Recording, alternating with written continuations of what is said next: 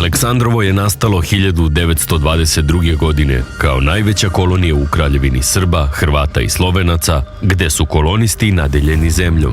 Status koloniste u naselju imale su 4 kategorije: dobrovoljci kao naseljenici, kolonisti sa opštim uslovima, optanti i autokolonisti.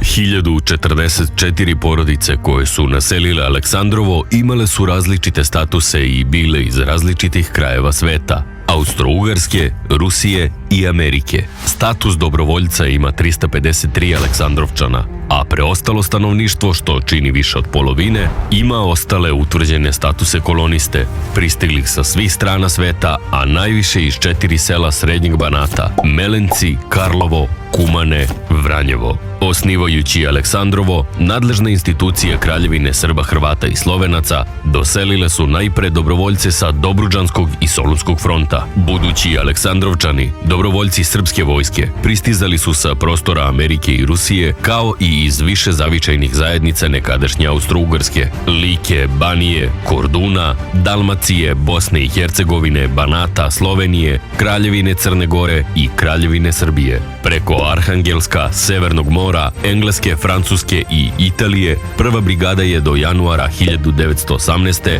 stigla na Solunski front.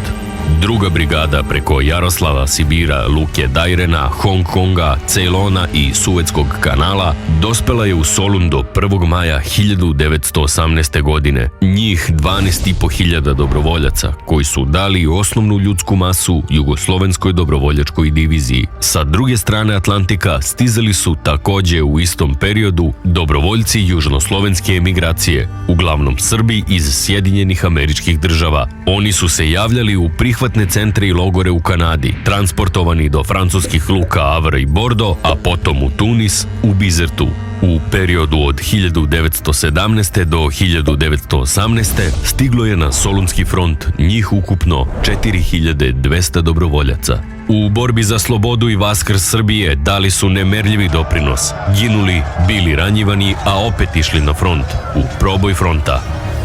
Ovi hrabri ljudi bili su nosioci Karađorđeve zvezde sa mačevima, medalje za hrabrost Miloš Obilić, albanske spomenice i najviših ruskih i francuskih odlikovanja.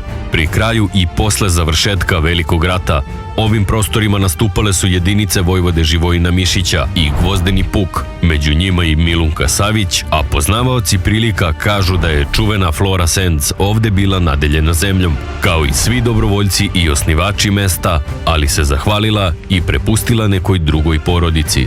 Dobili su zemlju na posedu mađarskog grofa Čekonjića. Složno su se osnivači sela dogovorili i izgradili zadrugu, crkvu, školu, poštu, železničku stanicu, samostalnu opštinu Aleksandrovo. Vlast dele od početka. Ako je Ličanin, Gorštak, predsednik, njegov zamenik je Lala i obrnuto. Početak 21. veka Aleksandrovo dočekuje sa spomen obeležjima koja mladim generacijama mogu biti putokaz i u prošlost i u večnost. Avgusta 2015. godine otvoren je spomen kompleks koji čine plato na kome je dobrovoljačka kapija, kapija osnivača sela i spomen bista kralja Aleksandra. Tako su sva imena i Solunaca i Dobruđana i onih sa Galicije na jednom mestu, a ceo kompleks povezuje spomen obeležja iz oba svetska rata. 2019. godine sadržaj spomen obeležja obogaćen je muralom sa likom kralja Aleksandra. Na kapiji, simbolu sela, stoje uklesane reči patrijarha Pavla: budimo ljudi.